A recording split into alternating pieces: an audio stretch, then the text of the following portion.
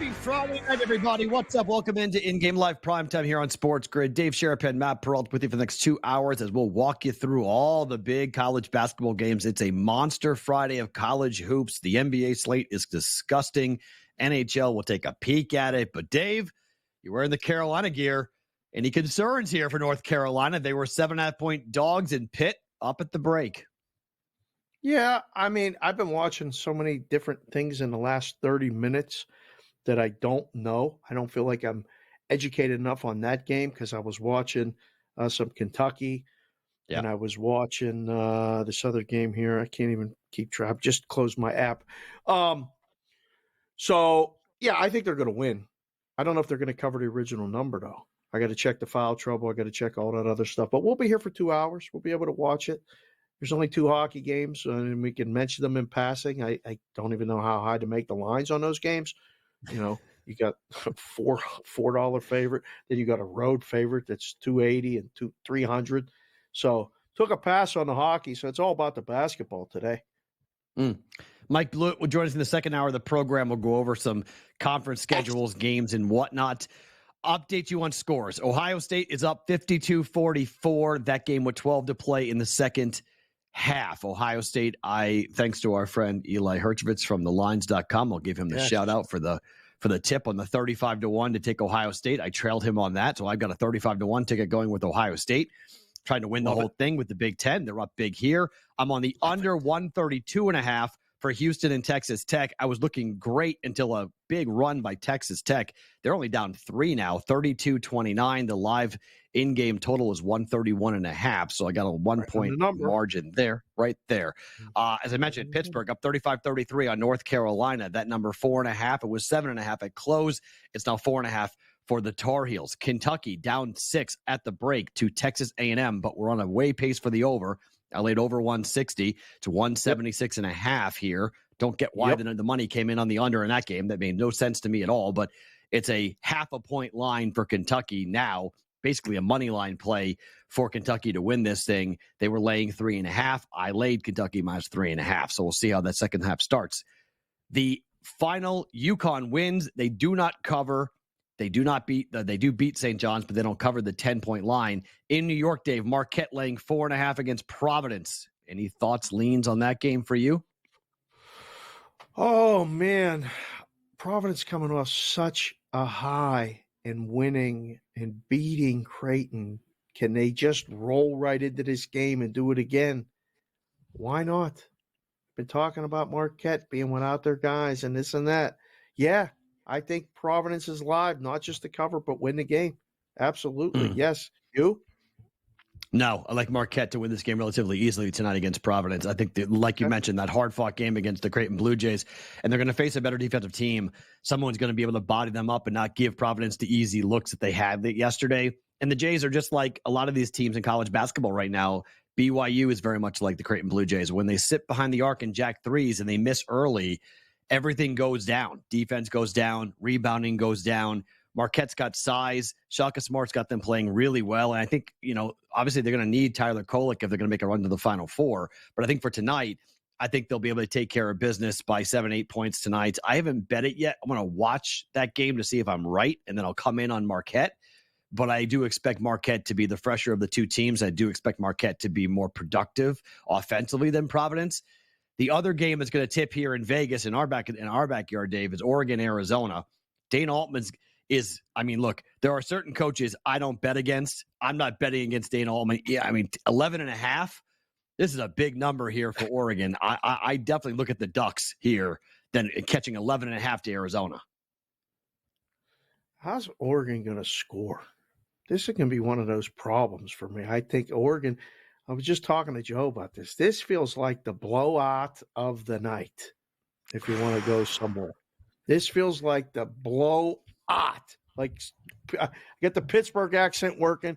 Been talking nonstop about Pittsburgh stuff. It's nighttime in Pittsburgh behind me. Pitt's winning. I don't know. Arizona, this is now the door's open. This is an easy sell in the locker room, right? Win today. Win tomorrow. We're number one, and we're staying pretty close to home the rest of the way. There's no dispute. Tennessee's out. That being a number one seed. That's it. The doors, just let's go. So we run Oregon. We run the winner of Colorado and Washington State, which I think is a really good basketball game tonight I agree. after this one. Yep. I don't know. This is blowout central to me. That Colorado Washington State game though, 2.5, 139.5. Perrault. That's the one I like the dog.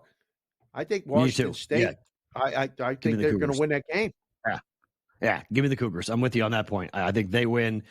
Arizona, if North Carolina loses to Pitt, Arizona's a 1 seed. I mean, they may not even need to win that game against Oregon. They'll be a 1 seed because Carolina would drop down. So you see all these upsets, all these 1 seeds going down, these 1 and 2 seeds going down in these conference tournaments, opening the door to anybody who may go and win. And, Purdue, they're 0-1. We know that. Houston, they're 0-1. And then who are the other 2 ones? We're going to figure this out depending on what happens the rest of the way in these conference tournaments. But obviously Tennessee's loss is really costly for them. Creighton's loss yesterday. Duke's loss has been costly. So if Carolina wins and comes back against Pitt, like I think they're going to, them getting to the final of the ACC tournament basically guarantees them a 1 seed. And maybe the same thing for Arizona. If they win this game here tonight, get to the final of the Pac-12, and they could very well get themselves into the tournament as a 1 seed as well. So I'll be curious. I mean, Oregon lost at home. They lost by 9 on the road. Flip that. Sorry. On the road, they lost by 20 to Arizona. Right. So they kind of come in the middle at 11.5. Oregon beat UCLA by 2. They didn't cover. They were 4.5-point favorites. They won by 2. They beat Utah, but they didn't cover in their final home game. They're laying 4.5. They won by 1. So you're right about the scoring situation. Can you bet an under involving Arizona? That's a tough one with a 155 total, but Oregon has been going over. I mean, they went over last night, but it was 128.5. They scored 68 and 66 points their last 2 games. Right. Not great. Offensively, not great. Oregon team total under then? Go that route? You go Oregon team total under? So you don't have to worry about getting Arizona the over? Arizona team total over. Arizona team total over. You'd rather do maybe that? go with the Cats. That's fine. Right. Maybe the Cats score. See what they do and see if they can run and push. I mean, Dana Altman just is really good at tournaments. I have tremendous respect for him for keeping games close. And when he's a big dog, he's a motivational guy. He knows how to get to his players. It's just, he's out Jimmy and Joe's this. He doesn't have the same talent on the court that Arizona has, and they don't have the point guard play that Arizona's going to have. So Caleb Love and company might be able to go up and down the court at will here against against Oregon in this game involving Arizona. So 2 games set to tip off. Big East in the Pac-12. We'll take a watch both of them. Obviously, second half in the SEC, second half in the ACC, and the Pac-12, Big 12 and Big 10. All still to come at you. We're going to open Friday the chat. Matt and Dave. Ooh, chat on the other side. We'll open that as well.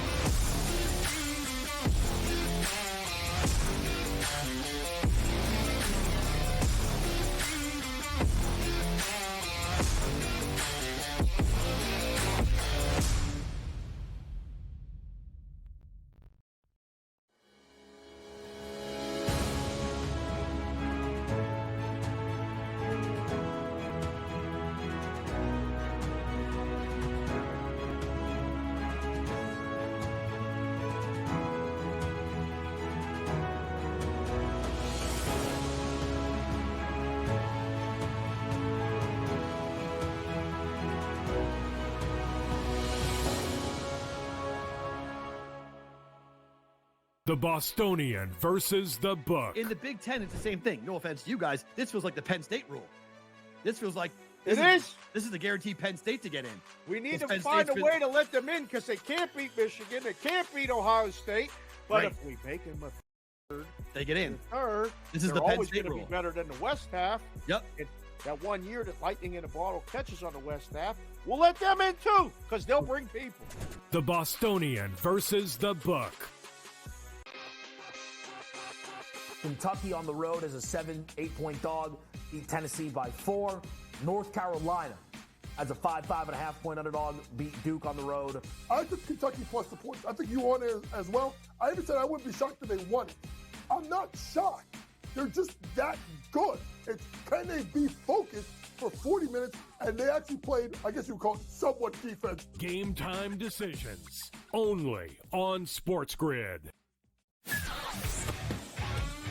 Without a doubt, in every sport, all you have to do is have a bad couple of weeks, and you're being talked about in regard to being replaced. And that is in every single sport. They never mattered in basketball before he got there. Never mattered. And he's got him in the tournament every single year. All right, he's had a bad year this year. They're 15 and 17. Perrault Coast to Coast, only on SportsGrid. SportsGrid, your 24/7 sports wagering network. Pro League Soccer, powered by Marca. I would be willing to bet the under 2.5 goals. Fantasy sports today. Especially in head-to-head formats in fantasy, I think I'm going to go with Juan Soto. Game time decisions. People don't like it. I don't really care. I cannot believe anybody is betting the Clippers at this number. Betting above the All rim. I've heard you say on the network is you're either winning or you're rebuilding. In-game live all access. Nobody has been more profitable as a dog than Shaka Smart Team. Winning back-to-back road games. I don't care if they're playing Topeka High. I wouldn't give them any chance whatsoever. In-game live. Prime time. Back-to-back just utterly stinker quarters. In-game live. Overtime. Honestly, as you sit here and listen, watch right now, you may want to consider placing that bet. It's smarter to be on SportsGrid.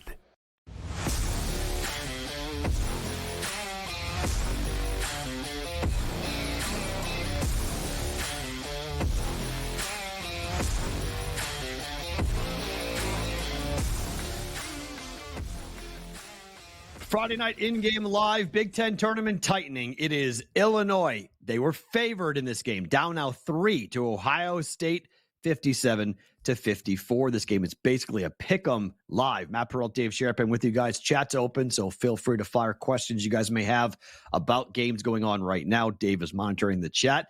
Can Ohio State do this, Dave? I mean, it's always great to bet with value, but can Ohio State beat Illinois and then maybe win the Big Ten? Why not? Absolutely. It can happen. Different team. They're different teams since the coaching change, and you can see it when they're playing. I'm watching this right now with North Carolina. Sorry to spin it back, but like the longer it goes, like you're at the point in that Ohio State game now that the belief is there. So right. Can they do it? Yes. And can they do it again tomorrow? Why not? But we got to focus on today.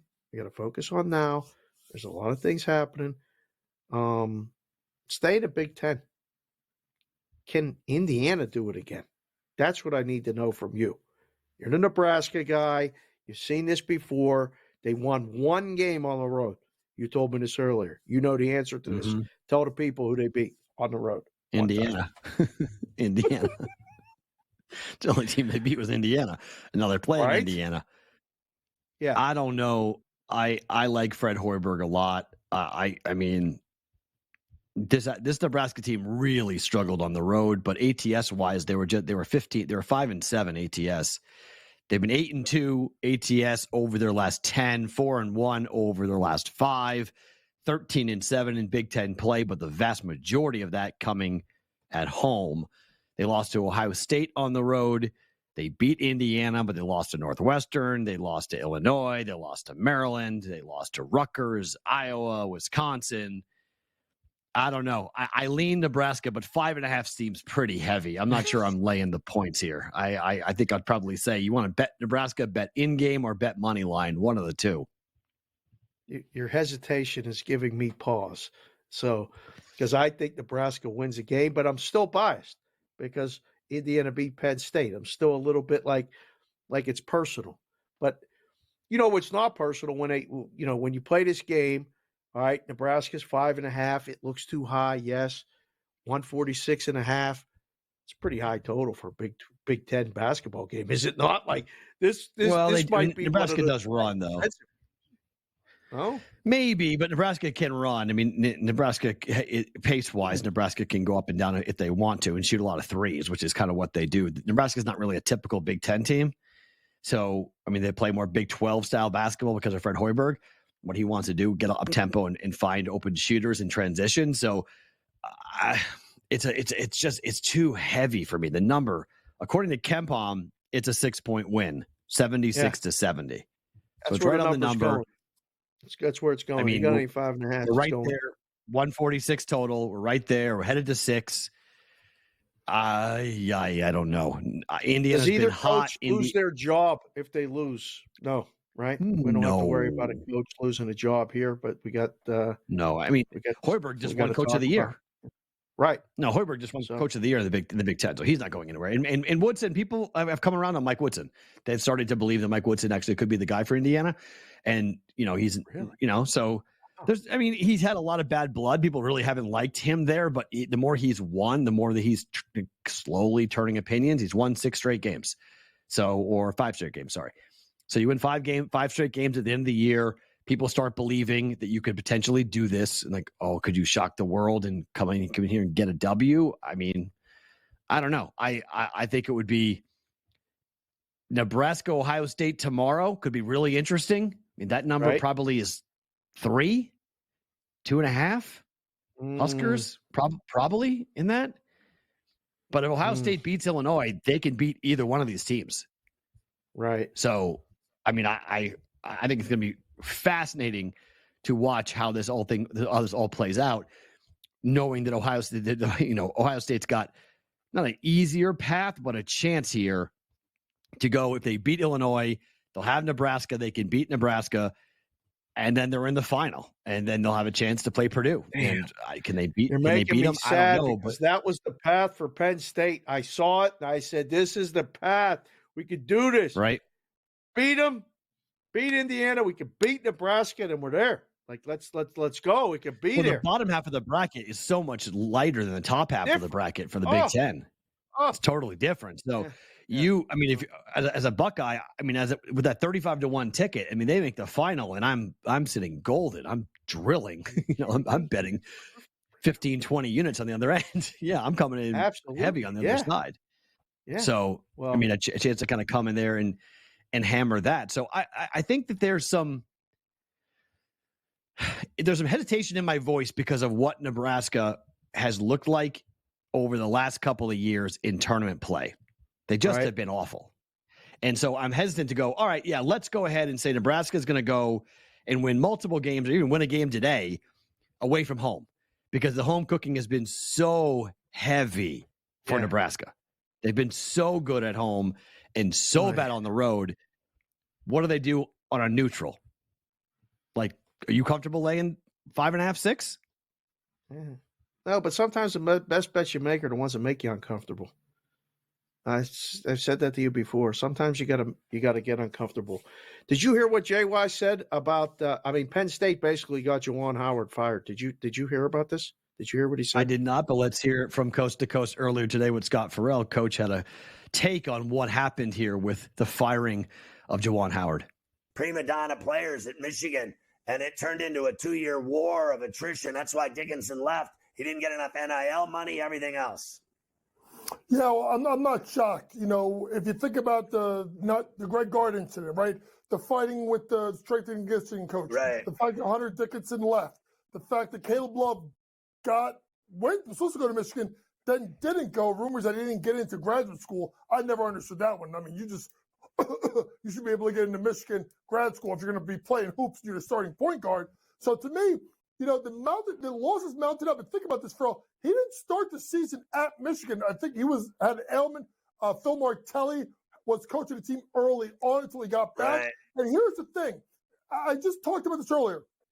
Him, Mullen, Stackhouse, right? Woodson.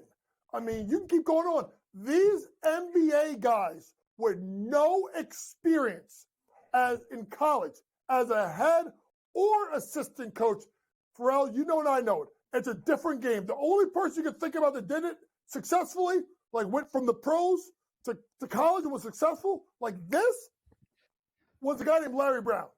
That was 40 years ago, and that was at UCLA. Appreciate Coach there. How do you feel about NBA guys in college? Because if you listen to Nick Saban, who went to Capitol Hill, he had a whole lot to say about the problems in college sports right now and how this is no longer about player development. It's all about how much money the family and player will make from the school. It's all changed. It's all changed, Perrault. It's done. Like the way it was is never going to be the way it was unless they kind of reel it in, and they're not going to reel it in. So I don't know. Again, I'm just an out of work odds maker. I don't know. It's above my pay grade. I just like to look at this and go, okay, what is in the best interest of school and the kids? Like, what are we doing? Bringing a guy in that may be removed and not really being able to talk to those kids or relate doesn't always work. It just doesn't work. And you can see it now. Do you think the leash is shorter than it has been? Like, I think you got to win quicker now with everything that's at stake, and like players just leave. They just up and leave. I'm going to go somewhere else and get paid. The power that the player has is incredible, but it's beginning to feel more and more like these are semi-pro teams with college names on their front, and they're not really interested in being college kids. They're only interested in how much money they're going to get paid. Kids will have a backlash too. More to come.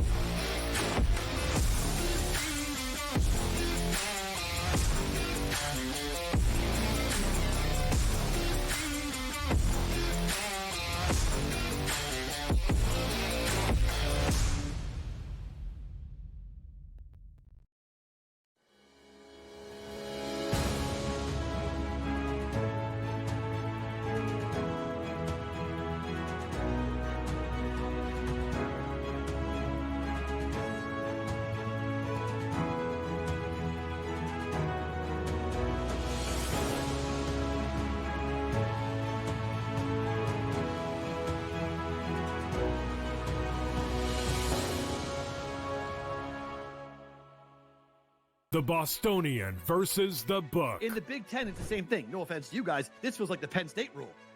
This feels like This is the guaranteed Penn State to get in. We need to find a way to let them in because they can't beat Michigan. They can't beat Ohio State. But if we make them a third, they get in.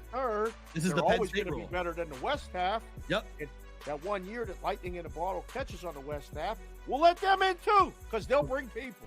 The Bostonian versus the Book. Kentucky on the road as a 7-8 dog, beat Tennessee by 4. North Carolina as a 5.5 point underdog, beat Duke on the road. I took Kentucky plus the points. I think you won it as well. I even said I wouldn't be shocked if they won it. I'm not shocked. They're just that good. It's can they be focused for 40 minutes, and they actually played, I guess you would call it somewhat defense. Game time decisions, only on SportsGrid. Without a doubt, in every sport, all you have to do is have a bad couple of weeks, and you're being talked about in regard to being replaced. And that is in every single sport. They never mattered in basketball before he got there. Never mattered. And he's got him in the tournament every single year. All right, he's had a bad year this year. They're 15-17. Perrault Coast to Coast, only on SportsGrid. SportsGrid, your 24/7 sports wagering network. Pro League Soccer, powered by Marca. I would be willing to bet the under 2.5 goals. Fantasy sports today. Especially in head-to-head formats in fantasy, I think I'm going to go with Juan Soto. Game time decisions. People don't like it. I don't really care. I cannot believe anybody is betting the Clippers at this number. Betting above the All rim. I've heard you say on the network is you're either winning or you're rebuilding. InGame live all access. Nobody has been more profitable as a dog than Shaka Smart Team. Winning back-to-back road games. I don't care if they're playing Topeka High. I wouldn't give them any chance whatsoever. InGame live, PrimeTime. Back-to-back, just utterly stinker quarters. InGame live, overtime. Honestly, as you sit here and listen, watch right now, you may want to consider placing that bet. It's smarter to be on SportsGrid.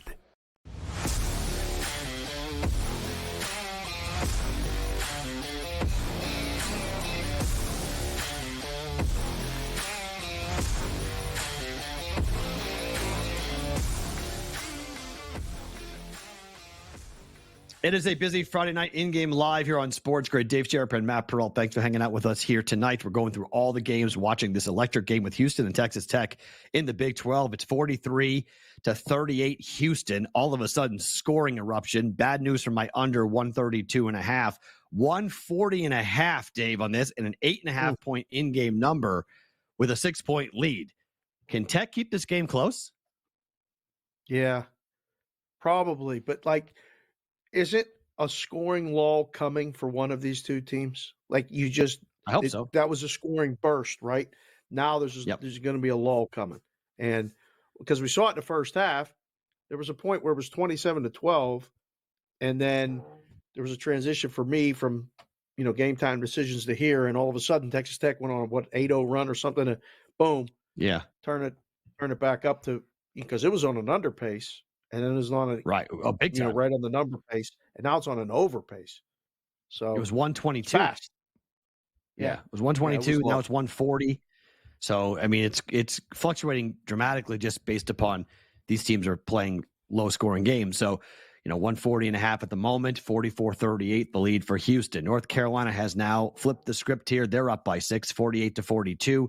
Number there in game is 8.5 with a 143.5 total. So Carolina taking advantage, looking like they're going to cover that 7.5 closing number and really look like the team that's going to win the ACC championship. We'll see what happens on the other side. I mean, North Carolina, Virginia in the final, Dave, is the potential matchup. That would be an interesting college basketball game for a difference in styles of how they play the game. What would be interesting about that? North Carolina what the number will be? Crush Virginia. What's the total? What's the total? The same number that it is against Pitt, right? 8.5. So probably. What's the total number? You have to slide it down, but you can't make it a Virginia number. You can't. 125, 122.5 today. Can't be that number. It cannot be that number with North Carolina. It cannot. So 122.5. That's not a misprint. That is actually what the number was in a college basketball game. I don't know. In between our shows, I talked to some people. They actually like Virginia in this game. They actually do. I don't. I think North Carolina State wins. But I've been kind of looking at Virginia through those, I get the listening glasses on, I'll put them on and just explain. I see things differently. I don't think Virginia's very good. I really don't. So this is when it catches them. Unless NC State goes through that. NC State first half has been pretty good play. And, Virginia catches them in the second half and wins a close game. Nobody's pulling away from anybody in this game. There's no blowout happening in this game. This is decided within 6 points. Either way. So there'll be opportunity as North Carolina gets another basket. I like what you said. They're flexing their muscles. Yeah, they're just saying, okay, enough playing around. Time to go. The Pac-12 has started. Oregon hanging tough here through 9 minutes. 16-13 against early, but they're hanging around. Live number went to 14.5, though, so it's up. Providence down 7-5 to Marquette with the first 2.5 minutes of that game going by. That's games may go over in that one. Here's the really interesting game. 67-66. Ohio State is up with 3:41 to play here, and now they just added a bucket, so they're up by 3. Ohio State's favored, -2.5. Plus 142 on Illinois. Any value in taking the Illini here to come back and win this game? Plus the points only. No. Okay. We were on Ohio State before the game. I like where we're at. We don't need to do anything except try to catch the middle now. I don't want the plus 140. Give me the points. Because let's hold tight. Let's get the Buckeyes home. And can Illinois win? For sure. Now they can win and not cover, but I like Ohio State's chances. I'm going to flip it on right now. We'll watch this one on the way rest of the time. This is when you got to jump in and out of games and make plays quick because it before you know it, it's moved and it's fast and it's gone. Yeah, we'll see. We'll watch I got to find it. I'll pull it up myself to watch the end the last couple of minutes of this game in Minneapolis between these two teams. 3 minutes to play. Ohio State's offense has looked really good in Minneapolis. Yeah. I mean, they looked really good against Iowa yesterday. They've looked really good at stretches here in this game against Illinois. I mean, they're not a typical 10 seed just because they fired Chris Holtmann, who got hired by DePaul yesterday. So he got a job really quickly and a really pretty bucket by Ohio State to put them back up by 3 here at 2.5 to play. This is tournament basketball. I mean, this game's a lot of fun here between these two. And if they win this game, I mean, the Buckeyes are going to start to, there's an and one opportunity for the Illini. Big bucket and a foul. So we'll go looking at a tie game potentially with 2:26 to play. Perrault, right? This is what we want. Yep. We want this as a fan, even as bettors. You know what you're signing up for. I don't want blowouts. Yeah. I want to trade baskets. I want the roars. We're going to be doing the shows live at Resorts World next week, Thursday and Friday. Yep. The roars in the book, bucket by bucket.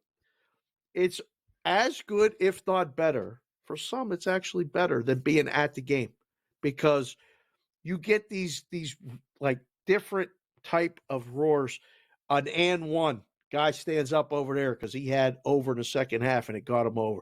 Another person had first to 15 in this. Like there's so many different things and there's roars on every basket. The electricity in the book, literally the best event as far as us in Vegas. We got all these tournaments around town. Yeah. It's raining like Noah's Ark is going to come down my street right now. It is nonstop raining today.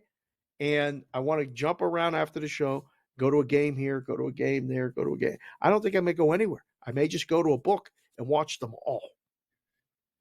I am the opposite of you on this. If I have money on a game, the only thing I really like to be in a book for is the race to 15. It's always really fun to see which team gets to 15 first. That's the most fun bet in my mind. First half unders are fun to be on as well. Those are fun sweats.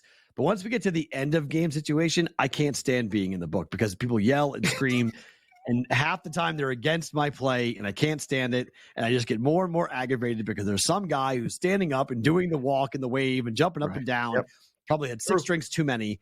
And I'm just like, yeah, I don't want to be here anymore. Like, I just don't want to be around this guy anymore. So I'm a little different. Like I start to get very, very annoyed. Like I can handle losses like anybody else, except when there's some like ridiculous moron who's jumping up and down and acting like he just won a lottery ticket. And I'm just like, it's one game, guy. Like, just can you pump the brakes, please? Like, can you just leave me alone? So pregame, first to 15, first half unders, I'm all in. Fine. Second half, nah, I'm good. I'm good. I want to be on my couch. Like the last one that I really got mad at was when Tebow completed that pass in overtime. And it was one of those situations. That was the last one? That was the last one I got mad at because people knew I was from Pittsburgh and they were coming up to the window doing the Tebow, cashing the ticket. They were getting like on one knee, saying, Dave, cash my ticket. I'm like, I gotta go. I told them I'm checking out early. I'm not cashing out this game. I have to leave because there's gonna be a problem. I don't want there to be a problem. But you become numb to it, and the madness has people from all over. So it's not just like it would be like if it was the Jets against the Patriots and you were there and it would be personal, that's one thing. But like the Wisconsin people are so into rooting for Wisconsin. And then like the Purdue thing is going to be really interesting if they're a 1 seed and a legitimate, like after last year and losing that game, like they come in with all the hype, all the opportunity, say they win this Big Ten tournament, they're going to come here expecting to win. So they get so down. It's good for drink ticket sales. It's good for all that other stuff. It's good for the casino because they go in there and just, they brought money to gamble on their team with. Well, now that goes to the club. That goes, we're upgrading the dinner now. So they spend it. They just spend it at different places. But I love it. The energy, it's just different. It's just different. There's like 2 or 3 events a year. And this is 4 straight days, the first week of just electricity. It's fun. There's no debating it. It's an incredibly fun trip to take. if you haven't done it before, it's definitely a bucket list thing to do it once. You got to learn to pace yourself. You got to mix in waters. You got to stay out of the sun. You got to be careful because it all can come crashing down on you on Saturday, and you got 2 days left. And you wake up on Saturday morning, and you're like, wait, I got another day plus of doing all this where I got to go home. You got to be careful. Seen it many a times. Guys asleep in the book, asleep, passing out, or stumbling around, just not really all that sober. You just got to be careful of all of it. So, this, by the way, 2 minutes to go. Ohio State's rebounding is very impressive. They're getting every loose basketball. It's tied at 71 at the moment, and they're flying at the glass at the moment. So hustle points going to the Buckeyes, and they're getting second chance opportunities, and the refs are not helping them out. Wow. And now they called a foul. Who, on Ohio State? Wow. Oh, boy. That looked like, a jump ball called. How about that? They called a jump ball, and the possession arrow goes to the Buckeyes. This is going to come down to the last possession, huh? This is going to come down to the last possession. We're going to sweat this together. Not happy at all. Everybody watch it. This is coming down to the end. No question. Because I haven't hedged on my ticket yet. I was going to starting hedging tomorrow. So I did not put anything on this. I want to see Ohio State just win, get to tomorrow, and then I'll start betting against the Buckeyes. But they got to win today. This is the game I didn't think they could win. I was like, can they beat the Illini? And that's a huge 3. Woo, boy, here we go. 1:30 to play. Buckeyes by 3. Take it down the wire at the Big Ten on the other side. Matt and Dave with you on our Friday night. Don't move. More to come here on SportsGrid.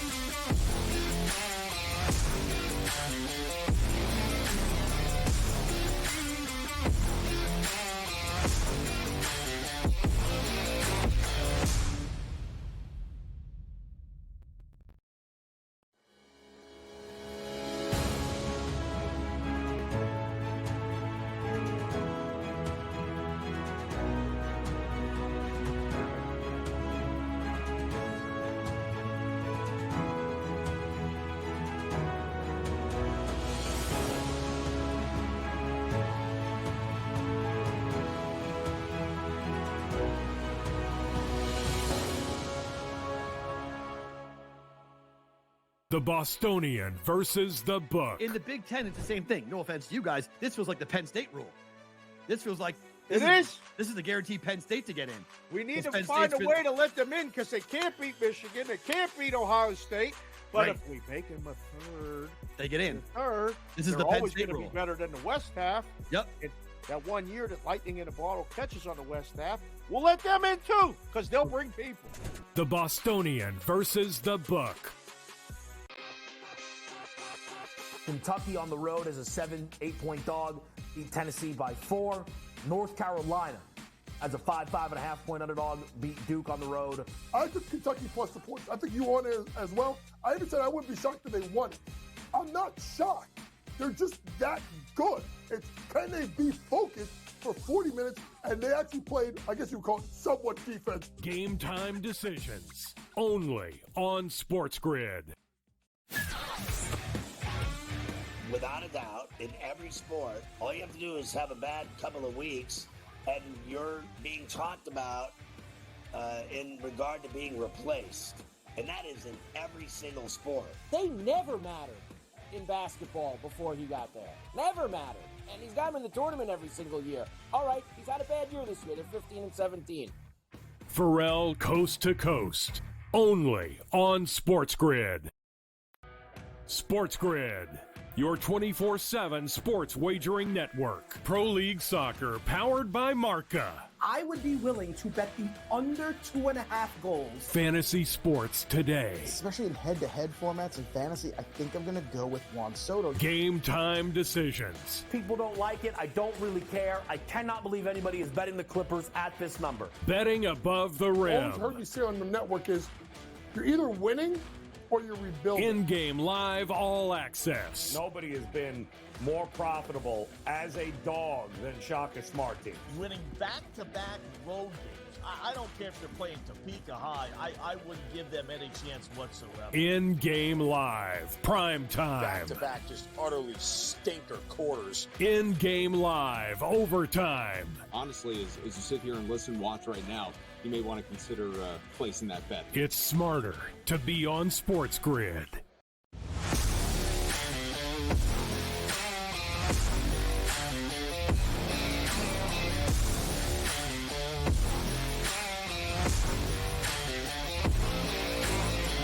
my God. Nothing worse than a ref show Friday night in-game live, watching the referees in the Big Ten. What is going on? Ticky-tack fouls. The Buckeyes, if you're an Ohio State fan, again, I have a ticket on Ohio State, but I bet nothing on this game individually. I can't believe some of these calls that are going against Ohio State right now. I mean, this is 3 straight possessions, 3 straight trips where we've seen a ticky-tack foul, and we got free throws coming, I think, for the Illini, who are up 1 with 32 seconds to play. We'll see what the call was, but that should be either a 1-and-1, I'm guessing, or both teams are in the bonus and double bonus. I don't know. I mean, push to the ground. The end of these games are so tough, and now we go to the reviews and all this other stuff. We got our guy TK is watching right now, watching us. He's got us on down in the risk room. We'll see him next week down at Resorts World. Dean's sitting there with him, and they're going crazy. They're texting me going, these end of these games take forever. That's one of the things in the book. Like you just want to get to the next game so you could, set the timer on the thing, book the game, the next game. For the people on the other side of the counter, it's like, all right, we're watching it, so we know when the game starts. When you're in the book, like TK's ready to, he's an unbelievable halftime master odds maker. He's already thinking of the next game, the first half number, the second half number, and all this stuff. And these games take forever. Oh wow, they just missed the shot, but got the rebound. Perrault. Oh my goodness. I cursed Ohio State on their rebounding. They were doing a great job in the last two. You did.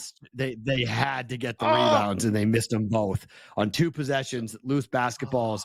Now, they fouled, so we'll see what the free throws. At worst, they're down 3, but most likely the Illini will foul here with 11 seconds to go. Though I doubt they'll let the Buckeyes take a shot. Where are you, by the way? Up 3, end of the game. Foul or no foul? Foul. There's not. It's just foul. Just that you can't win the game if you foul. Just foul. Just get it done. You can win the game. It's just a lot more difficult. Yeah, it's a lot more difficult to do so. So, yeah, I'm with you. I would foul. So, 74-75, 11 seconds to play. Free throws for the Illini coming up. They're minus 750 to win this game. So, the book's expecting a W here. 58-41, the blowout for Houston. That lull we talked about has come for Texas Tech. They've scored 2 points in the last 3 minutes, it looks like.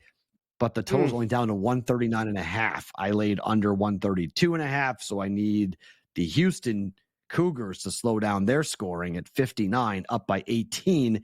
You would think that they're going to. Carolina up 58-54. 6.5 is the line in game here for North Carolina. It's now a 10-point lead for Texas A&M, 69-59. Now, I'm on the over 160. That number should be okay.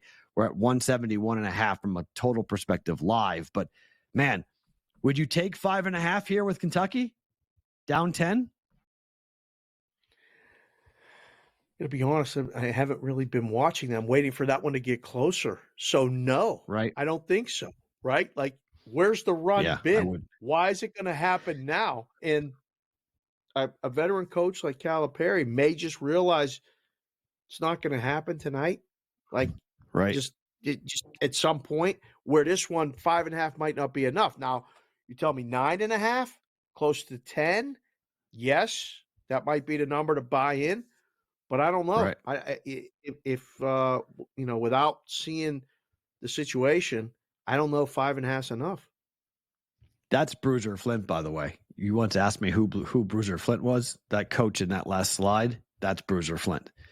That's the coach that replaced Calipari at my school at UMass when they went after Cal went to the NBA to coach for the Nets. Bruiser was on his bench. Bruiser became the head coach. Bruiser went to Drexel, I think, after that for a couple of years, and then joined Calipari on his bench. So that's Bruiser Flint. 76-74 with 11 seconds to play. I think there's one free throw still to come here for the Illini, and maybe not. We'll see here. Might be a 2-point lead or a 3-point lead. What are they doing? I think they're checking to see if the substitution was right. They're checking the substitution right now to see if they came in at the right time Before the or free allowed throw. to come in and Yikes. send them back to the bench. Unbelievable. 2-minute, 12-point lead for A&M. Kentucky in big trouble, and the free throw hit. Right. So it is now a 3-point lead with 11.3 to play. Looks like another timeout. Illinois takes a timeout. My goodness, we're just going to crawl to the end. And the Buckeyes have a timeout themselves. So if this is how I play it if I'm a coach. I get the ball over half court. I'm taking a timeout immediately. Get the ball to half court. Don't let them foul me. Taking the timeout. Then I'm going to try to set up an inbounds play where I get an open look for a 3 on a catch and shoot. Where if you want to hit me, go right ahead. 4-point play potential. Get my best shooter. Get my best guy open. You're not worried about blowing them it. to foul you. I mean, you can't be worried about blowing the timeout. So that's probably not a bad move if you can get a design play to shoot a 3, because then they can't foul you. Right. Then they have to let you shoot up, it. You just play defense. Right. Because if you dribble the ball over half court, they're just going to attack you. So you just got to kind of throw the ball in, get to half court, time out before the trap comes, before the foul comes. I like that. Draw a play up, get an open 3. You have to have a timeout for this to work, but the Buckeyes do. They're 4 for 14 shooting the 3 today, which is not a good stat if you're trying to tie the game on a 3-point shot. But dare the Illini to foul you before you shoot the 3, and you may have a chance to do a 4-point play and maybe win the game that way. So that's how I would play it, but we'll see how the Buckeyes do it here. And my gut tells me is that the Illini will foul fast. The other thing you could do is foul the Illini in the backcourt. You don't even allow that to happen.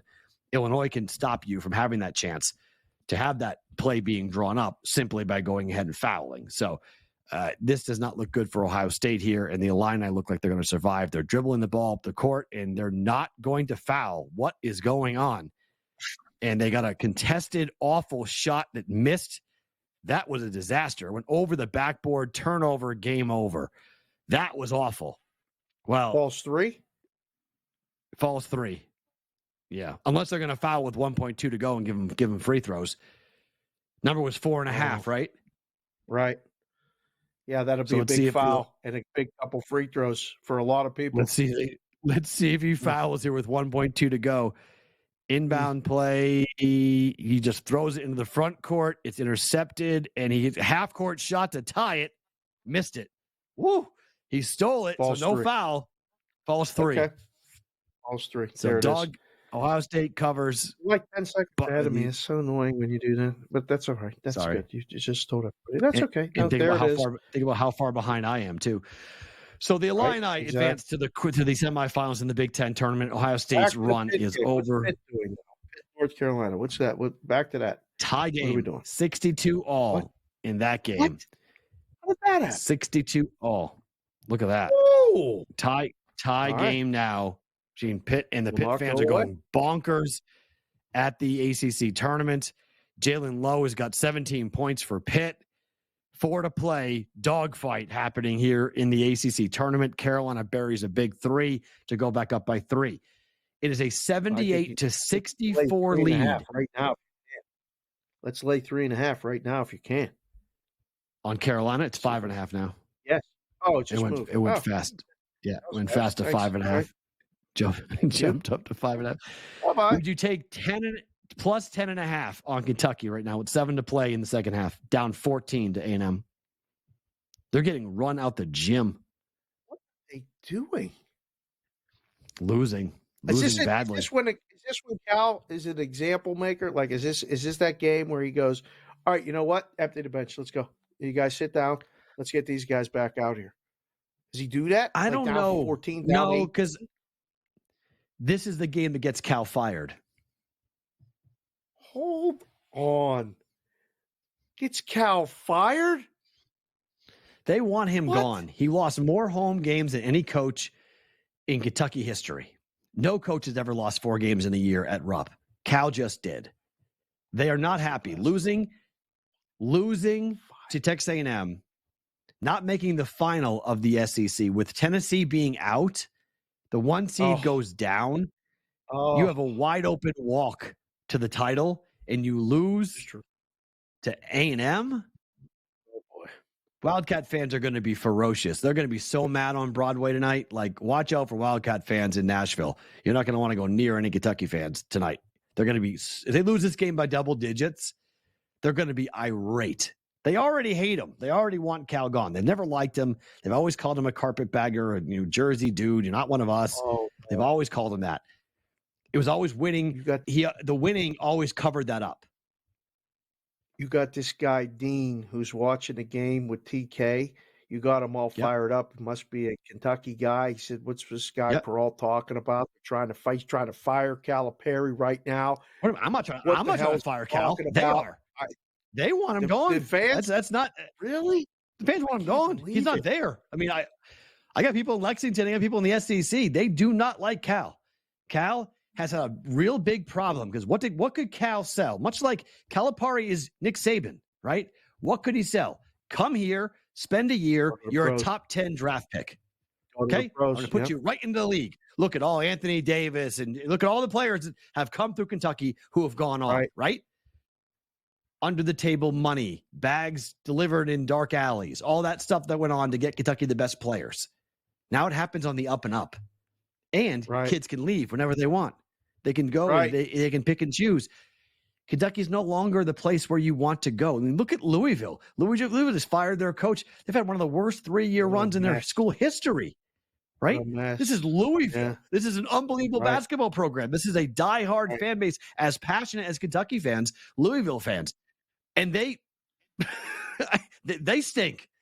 Like, this is a different age than a lot of these older coaches are washing their hands of the sport, saying, I don't need to do this anymore.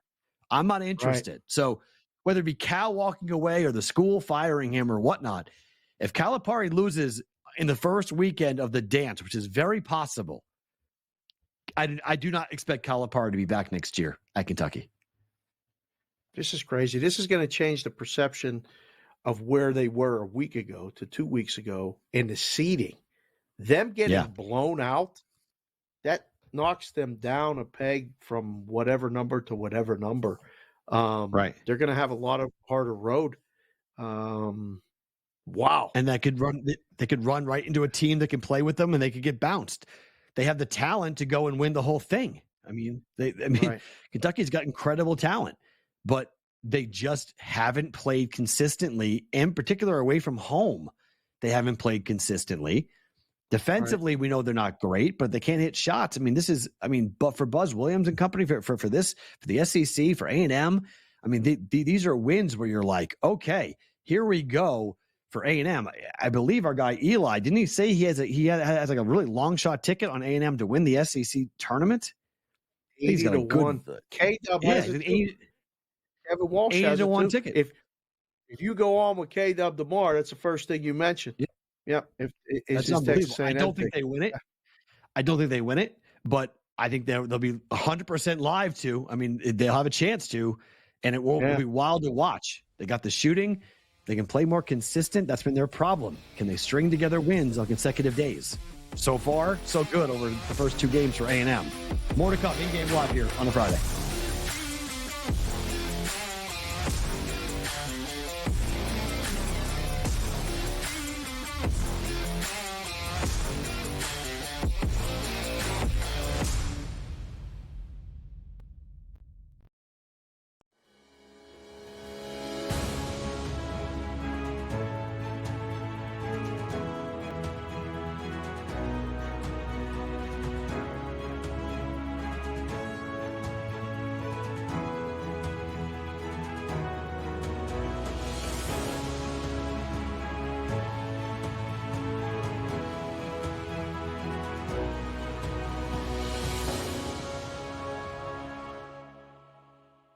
The Bostonian versus the Book. In the Big Ten, it's the same thing. No offense to you guys. This feels like the Penn State rule. This feels like this is the guaranteed Penn State to get in. We need to find a way to let them in because they can't beat Michigan. They can't beat Ohio State. But if we make them a third, they get in. This is they're the Penn always State going to rule. be better than the West half. Yep. And that 1 year that Lightning in a Bottle catches on the West half, we'll let them in too because they'll bring people. The Bostonian versus the Book. Kentucky on the road as a 7-8 point dog, beat Tennessee by 4. North Carolina as a 5.5 point underdog, beat Duke on the road. I took Kentucky plus the points. I think you won it as well. I even said I wouldn't be shocked if they won it. I'm not shocked. They're just that good. It's can they be focused for 40 minutes, and they actually played, I guess you would call it somewhat defense. Game time decisions only on SportsGrid.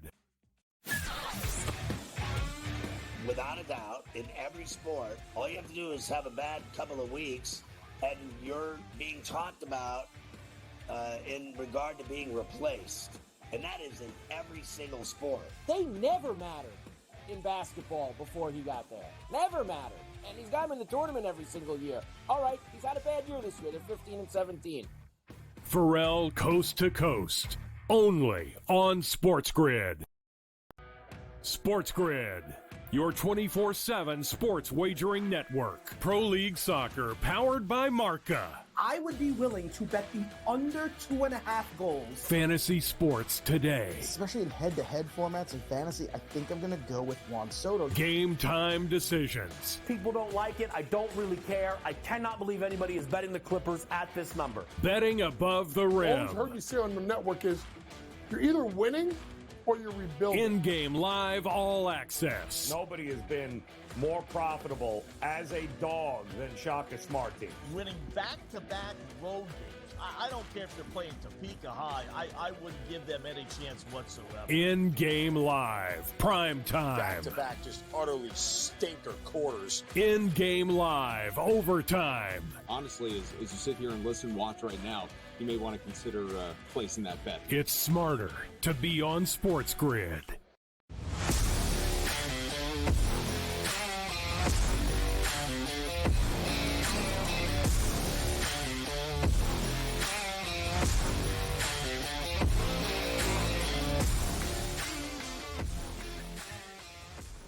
Behind an R.J. Davis 16-point second half and a 7-0 run for the Carolina Tar Heels. They're up 69-62 on Pitt after being tied at 62. We have under a minute and 40 to play in the ACC tournament. Matt Perrault and Dave Sharapan with you here on SportsGrid on a Friday night, going through all of the games, including what Kentucky is looking like, which is not good. 72 points for Kentucky. The problem, they've given up 82 points to Texas A&M. Live total is 180.5. I did bet the over in this game, so I'll get back a little bit on there. But Kentucky was 3.5 point favorites in this game. It closed at 6, and Kentucky is getting housed right now by Texas A&M. Houston up 75-49. Dave, we talked about the blowout potential in this game. I got a 138.5 in game. Do they call the dogs off? Can I get under 132.5? It's going to be close. It's going to, I don't know. You're going to need a couple misses, I think. It's going to be close. You may just lose. Yeah. You may just lose. It might just go over your number, but I think it go under 138. I think, I don't want to tell you to go chase it and go another multiple under, but I think it goes under 138. Just looking at it right now. 25.5 point number. By after this, we'll come right back. Have you looked at the NBA at all, like today? Did you look at anything? No. Did you look at any hockey today? 2 games. Why? I just want to make sure. The leagues knew. The leagues were like, you guys can have it. We know what everyone's doing. Just get out of the way. Just like you can have this Friday night. Today? No one's going to be watching anything to do with our sport. Don't worry about it, guys. Everyone's doing college basketball. We're all good. Sit down. See you Saturday. See you Sunday. Don't worry about playing basketball for a Friday night. Because normally Friday nights are a big slate for the NBA right? and for the NBA too. Not today. Jets are minus 410. They're up 1-0. And the Kings were minus 280. And they're up 3-0. So ain't nobody paying attention to hockey. They knew. And Perrault was right. The NBA knew too. We'll be back right after this. It's a quick buy and a high. See you in a minute.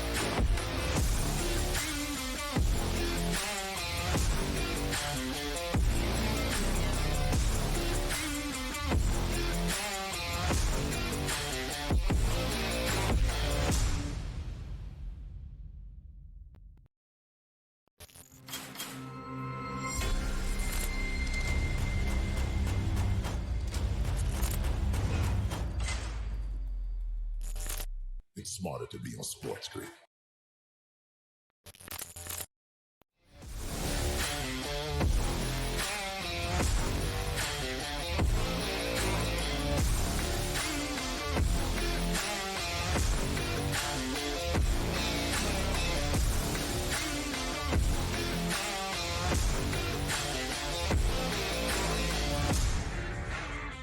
Hour 2 in this 2-hour extravaganza we call InGame Live Primetime. Dave Sharapan and Matt Perrault with you here on SportsGrid. Thanks for being with us. We're watching what's going on at the end of the ACC, end of the Big 12. The Big 10 game went final. The Illini advanced. Ohio State did not. More on that tournament here during this hour of the program.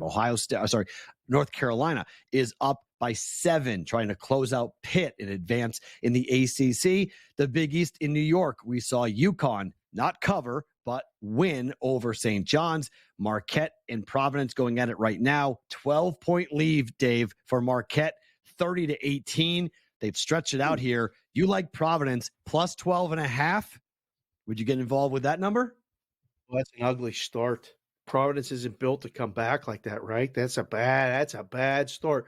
We talked about it on Bostonian versus the Book, which will air tonight at 10 o'clock Pacific, 1 o'clock Eastern. You can't survive these bad starts. You cannot. I mean, it happens to good teams. If it happens to, not that Providence isn't a good team, but they're not a great team. Right. It's done. I don't think 12. I mean, could 12.5 be enough? Yes, but I don't think they're covering the original number. It's just too much. It gets too far away, and that momentum keeps rolling. What is going on in the Pitt North Carolina game? What is going on? It's 15.5 now, Dave, by the way, for That's what Providence. I mean. That's the way you got to move the number. You have to move it so aggressively, because when you're sitting there, and I've talked to you about this so many times, and you're watching your risk screen and your odds tracker, and then your bet ticker, and it's that blip, blip, blip. It's all one side. It's literally Marquette, and you go, what do I got to move the number to get somebody to bet it? Move it by 3. Move it to 15.5. Move it to 17.5. It's gonna go up. I'm just trying to figure out what is happening at the end of this game. North Carolina cannot get the ball. It's just multiple miss after miss after miss, and somehow Pitt got the ball back and scored. Yeah. So if you laid the 7.5, you're furious. It's 69-65, 38.1 to go. Timeout North Carolina. So they have the possession. This is a big possession for your minus 3.5, because you really don't want to see a miss and then a layup. And now it's a 2-point game. And now we're playing the foul shot game where it's 3-4, 3-4, 3-4. And you got to worry about Carolina hitting their free throws to get there for 4. I didn't need you to just explain that, all the bad odds that it's going to come. I know what I'm sweating. Thank you very much for filling the rest of the people in. But yes, they got to score. So when you're laying at 3.5 and at 4 could fall 4 or 3 or 4 or 3, you just described it perfectly. That's what I don't want. They were up 7. Pitt missed 3 shots and couldn't get a rebound for North Carolina. So now Pitt's back in it with a bomb 3, down 4. North Carolina with the ball. How in the world did Houston score 80 points against Texas Tech? How did that happen? How did Texas Tech give up 80 to one of the worst offensive teams in college basketball? That is unbelievable. How many points did Texas Tech score, though? 54. Game's on 134. And it's with 2 minutes to play. With 2 minutes left. Yeah. Houston put in the back have their best output of the season, right? It's just a big number they're putting up. I mean, they destroyed Texas Tech tonight. I was worried about a blowout, but I thought a blowout was in my favor. I thought a blowout would give me the under. I was like, all right, if they blow them out, that'll be good. Because, Houston's not going to score more than 70 points. No. Right. They scored 80. Right. Wrong. They scored 80 points, and it's 24.5 from a live total perspective with that one. So I had the under, so I'm going to lose that one. I'm going to lose that bet. 71-65. The shot up, no good. Foul here. You will cover your 3.5, Dave, and we can shut this game off. Carolina will advance. The interesting game now is in the ACC, because ever since I was kind of putting down on the Kentucky Wildcats, they're making a little noise. It is 86. It is 86-78, and they keep on missing free throws, which is kind of like par for the course for Kentucky. 8 to play. Sorry, 8-point margin, 3.5 to play in Nashville, 86-78. So this game is already over 160. So I got the over in this game correct. But now I need Kentucky to figure out a way to get to overtime and then go and cover 3.5 because I have Kentucky minus 3.5 in this game. Oh, I don't like going 1-1. Oh, that's a heck of a take. Oh, you can't play volleyball. Got to grab the basketball. Whoa. The thing about Kentucky is that they've got such great athletes, but they still, it's a 2 gigantic missed threes for Kentucky, and they missed the offensive board. That might have been it. That could have cut the game down to 5. May have had a chance to be in the game there. That's 2 really big misses by Kentucky. Good rebound there by Texas A&M. So we'll watch it. Yep. Just for anyone that might be watching or interested, I'm just going to do the scores real quick in the NBA. The Heat are leading the Pistons 102-83. The Suns are up 99-87. Magic beating the Raptors 63-55, and the Pelicans are beating the Clippers 50-44. The Nuggets are destroying the Spurs. And just in case anybody's interested, the spring training score that I'm watching the most right now. Oh my. Why? Pittsburgh Pirates are up 5-1 against the New York Yankees in the 9th inning. Might be the only time the Pirates beat the Yankees. So, I mean, when you got Yankee fans watching, did you really just reference a spring training game score and try to brag on the Pirates? Pirates are beating the Yankees, Perrault. I got to take shots when I get them. There's my shot. Pirates up 5-1. Close it out. Bucko. My gosh. 88-80, 2 to play. Timeout Calipari trying to figure out a way to keep his team in this basketball game. Carolina wins by 7. You lose on the hook if you laid the 7.5. That's brutal. That hurts, man. You laid 7.5 with Carolina. That stings. You do not cover. Ouch. So St. John's covered plus 10. Pitt covered plus 7.5. This has been the tournament of dogs. A&M's going to cover that 3.5. I mean, this has been dog. Not a lot of favorites. I want to see NC State beat Virginia. I'm saying it right now because I want to see NC State play North Carolina one more time. Rematch. I do. Ooh, you were there for that in person. Yeah, I know. Second half. I want to see it again. Bad. Wolfpack fell apart in the second half of that basketball game. That went fast. I just got the text directly from the risk room. Arizona second half, -4, 78.5. They're putting it up. The boys are going to give it to us before you even see it on the screen. How about that? 33-23. Oregon down 10 at the break. Game 14.5 is the total in. They put up 4.5. It's the right number. Interesting stuff. We'll watch the end of the SEC with you guys on the other side. I got something to say about futures as well next here. In-game live. Don't move.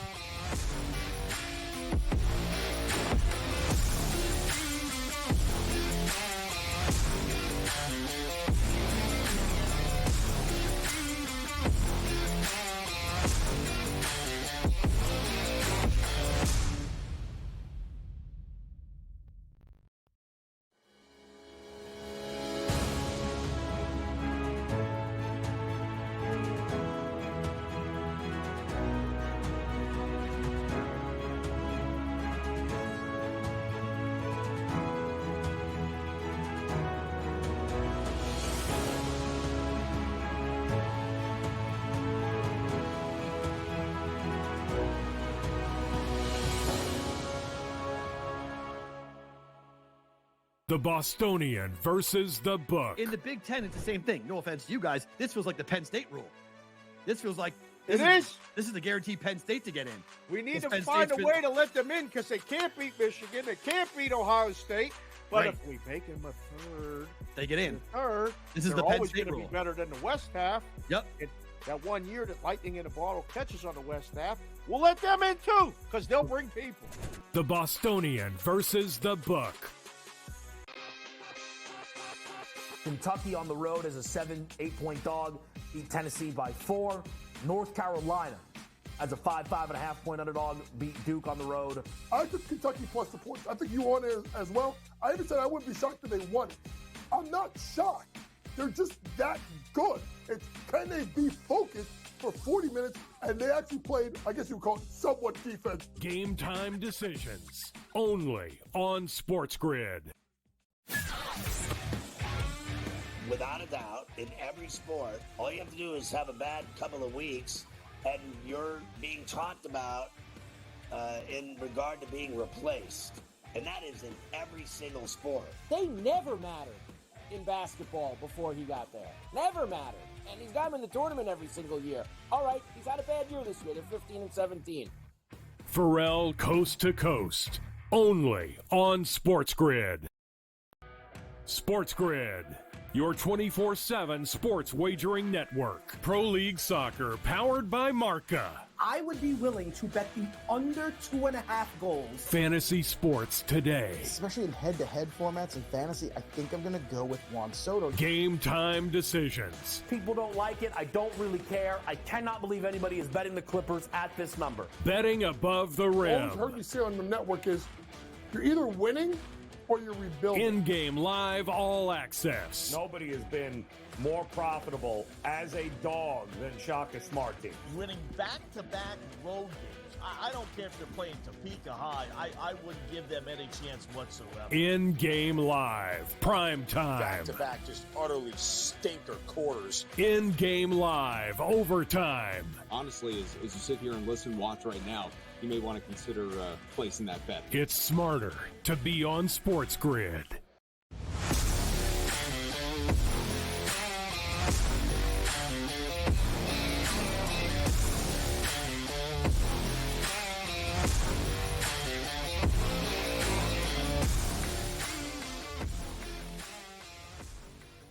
Friday night, Dave Sharapan and Matt Perrault with you guys here on SportsGrid. Thanks for hanging out. We're watching all the big college basketball games going on. Mike Blewett will stop by in the next segment to talk about college hoops with us and the state of college basketball.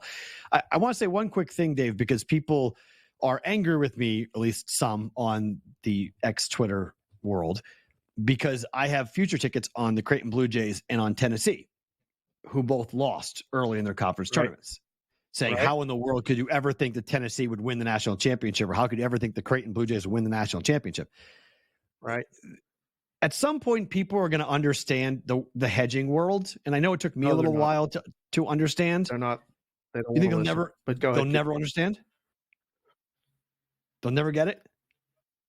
I think until you actually do it, you don't understand it. And most people, like you, a lot of times like to say, people don't care. They don't want to listen. I've given up trying to explain it where people will actually understand it. But you continue. Tell them why.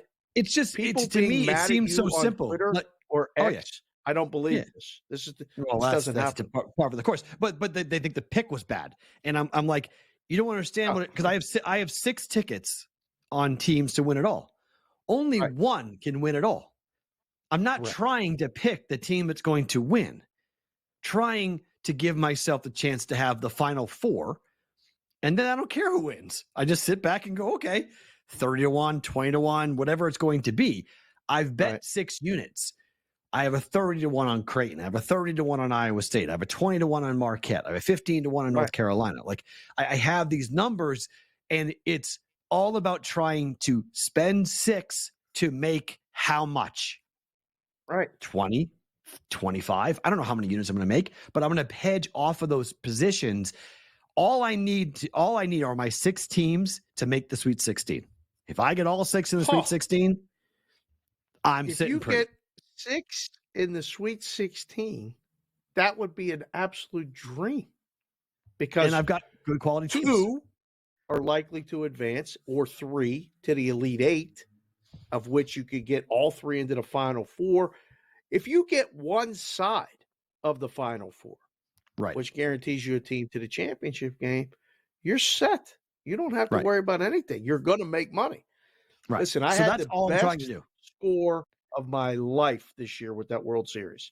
The best score of my life. Now, I did it with the exactas, and those are going to come out Sunday. After the bracket comes out Sunday, we're going to do a live little thing on our YouTube channel at Boston versus the Book. We're going to talk about different things like that. You're just trying to get in position, right? And you've done that. I did it with the baseball. I can tell you this. I enjoyed the World Series this year.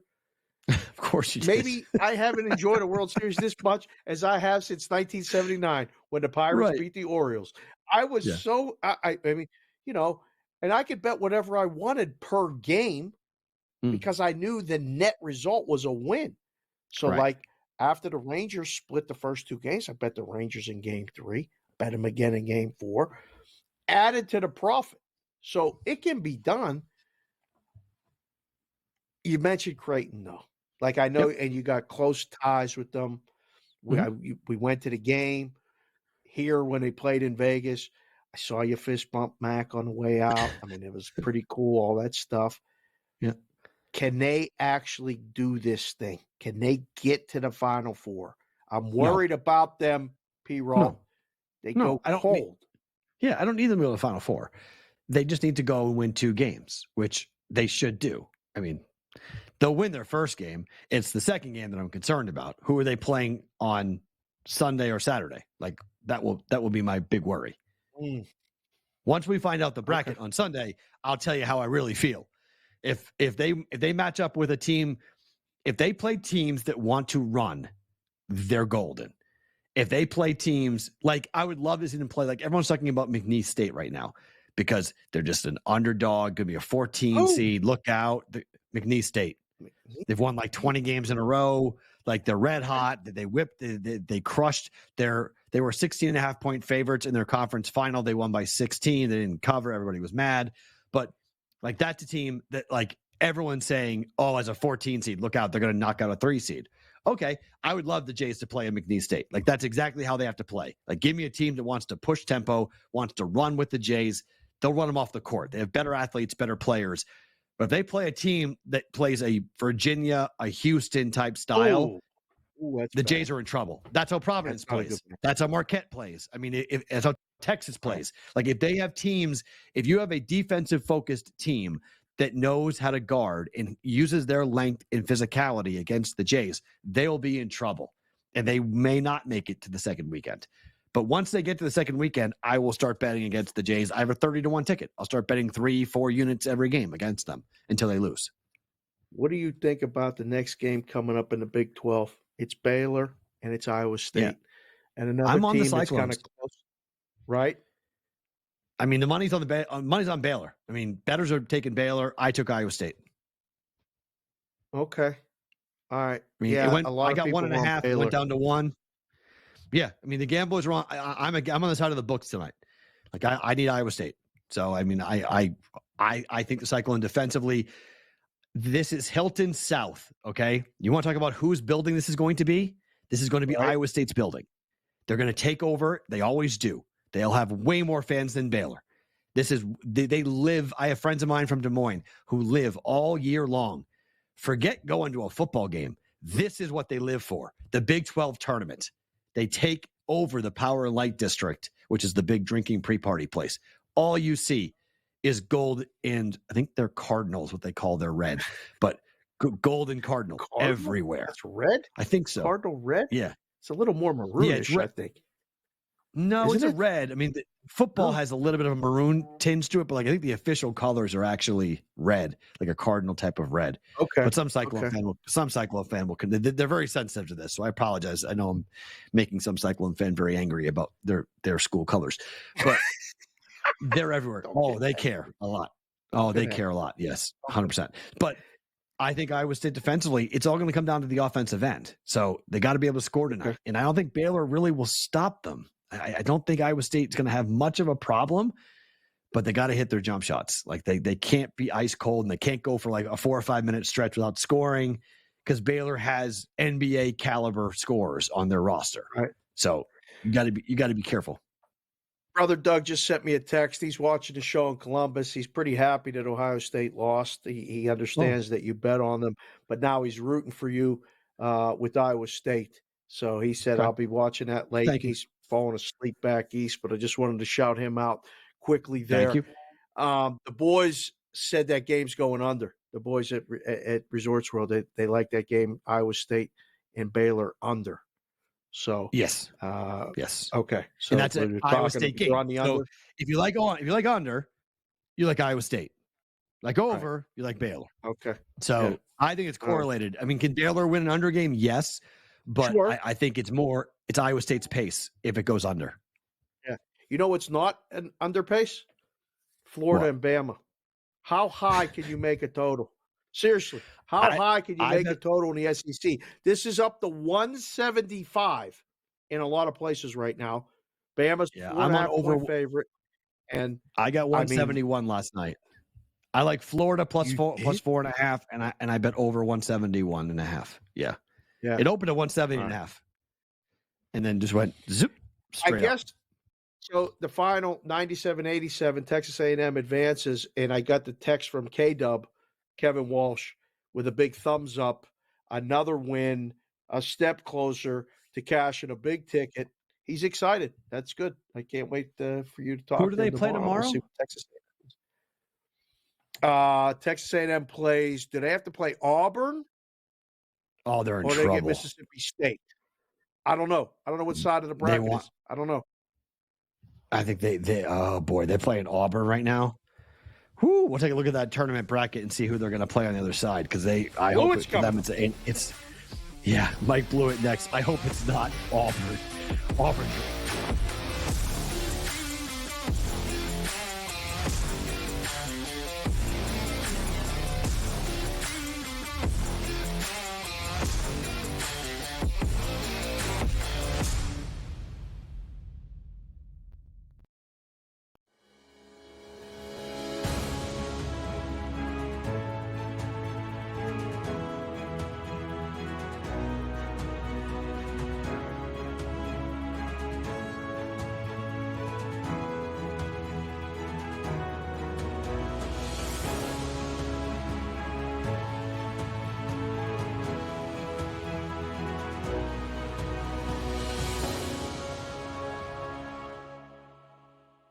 The Bostonian versus the book. In the Big Ten, it's the same thing. No offense to you guys. This feels like the Penn State rule.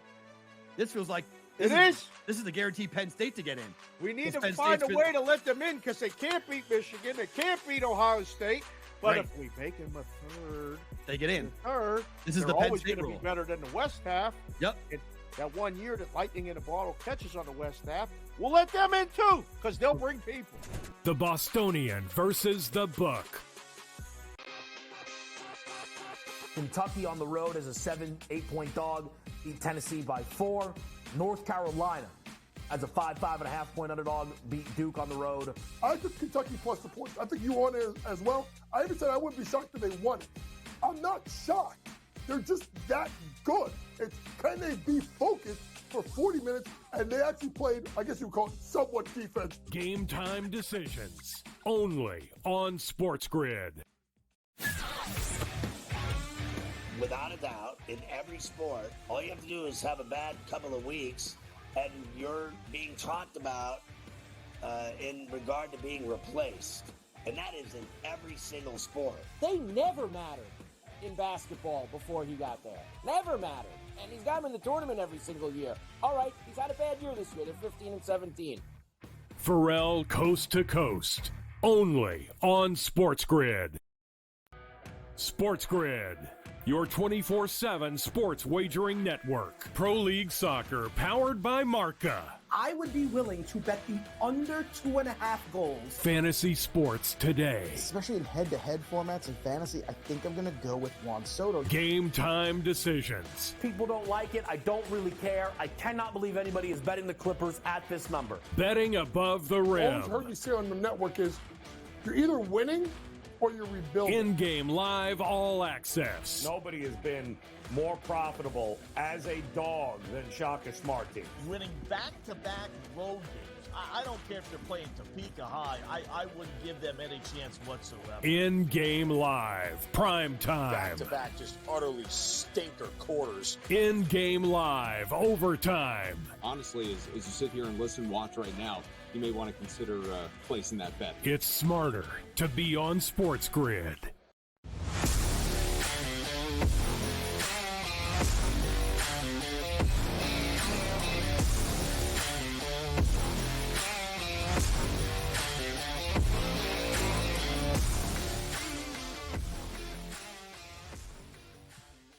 It is a Friday night in-game live. Dave Sharapan, Matt Perrault with you guys. Time to welcome in our friend Mike Blewett to break down games, picks, plays, and the bracket. Mike, my first question to you is this. So Dave and I have debated this topic a lot on BVB. So today, during the UConn game up against St. John's, for a third time, Dan Hurley got into it with a fan. He tried to get the fan ejected this time during the game. The previous two times, it was after the game where he essentially told the fan, come get it, and we'll see what happens when you get down here. As a guy involved in college athletics, what does this look like to you when a head coach is consistently involved with fans? Danny Hurley is a unique dude. And I think I can say this because I'm also a fiery Irish Catholic guy at times, although I don't appear to be on air. And we happen to be cut from a similar cloth. They from Jersey, I from Queens. So things get heated. You kind of go after everybody. And I can tell you, having watched also Danny Hurley in college because we were about the same age, that guy was abused about as much as any player I have watched in my lifetime. The Bobby is better chant was real every time he took the court. I think he carries a chip on his shoulder 30 years later, and now he's winning national championships and may run it back here. If there was any ounce of control from the university administration, I think it would already have been enacted, but I think he's operating on his own. We've seen it with other guys in other sports, and I think Danny's just going to do what he's going to do. Oh, Mike, last year at this time, you were out here in Vegas, and we were hanging out at all these conference tournaments, and we had so much fun jumping from the WAC to, the Big West, and then we didn't make it to the Pac-12 together. But all these tournaments are going on out here, Mike, and it's strange, like, you are so behind the scenes with a lot of that other stuff. Their Pac-12 is no more. There's a big hole to fill here. Are we getting another tournament here next year? Because at the WAC games, there's 700 people. At the Dollar Loan Center, at the Big West game, there's 1,000 people. Is there going to be a tournament here next year in place of the Pac-12? Well, here's what I would be mindful of, that we know now of the Players Era tournaments that are funding tournaments via NIL. What better town to have that in than Las Vegas? So they may lose a conference tournament, but I don't think they're going to lose the war on having tournaments there. Now that Las Vegas and Nevada in general is embraced more so than it has been previously. We were all hanging together at the Super Bowl. College athletics, it's not taboo in the way that it once was. So I'd expect them to be able to backfill tournaments with MTEs, those multi-team event tournaments there, as opposed to another conference tournament. The problem for the conference tournaments is you need to be attentive to the fan bases that want to be able to travel there. So you have to have a conference that is at least based in some part or centralized around that particular town. When I was in Asheville, North Carolina at the SoCon, there's 5 teams in easy driving distance. When I'm at Sioux Falls, South Dakota, there are another 5 teams that are drivable to those locations. And you want to make sure that you sell tickets. That's it at the end of the day. It's a little unlike bowl games. Yes, it's important that they're televised on ESPN or Fox or wherever, but it is important that you are somewhat attentive to selling tickets and trying to make money for the conference and for the building itself. And yet the Big 12 comes here for their football media days coming up in July. That's right. Yeah. That's right. We have nothing to do with the Big 12, but they're all coming here. We've talked about him before. Brett Yormark, the new commissioner of the Big 12, he is a one-of-one individual, and he's going to make splash moves like that. So he was in pro sports for a long time, ran the Nets, and here he is running the Big 12. And like I've said, I think with you guys before, he's not there to just do business as usual. He was there to disrupt things, and he's done that. And now he's going to, I can't wait to see it. I can't wait to see the next Big 12 media day. Absolutely. All right, so I got my friend Andrew in Florida who's watching us right now, so I appreciate him tuning in to see us here tonight. Speaking of Florida, Alabama coming up here in the SEC. I bet over 171.5. The thing is 174.5 at the moment. I like the Gators to win the game outright. Plus 4.5 is available. I don't like the way Bama has played down the stretch. I think they've really struggled with teams who can run with them like Florida can. Any lean on Florida Bama coming up here in about 15 minutes? Based on the way, obviously, the rest of this tournament has gone today, I'm taking the points with you, Matt. The only thing you have to decide is how high scoring is this game going to be. That's obviously a pretty big number. Alabama is the team that everybody looks at, and it looks flashy, and they score a lot of points, and then you start to roll it forward, and like, what does this look like in a bracket? And we sort of all, I think, feel that they're not going to survive all that long. You can see a Final Four run, but to win a championship, no, they don't play good enough defense. And I think it hinders them in any kind of tournament setting to get knocked out at any moment. So I'll take the Gators, and I think we have points. So Gators in the over. Mike, I'm dressed with every bit of merchandise that I possibly could have gotten while I was in Chapel Hill. Obviously, I like North Carolina.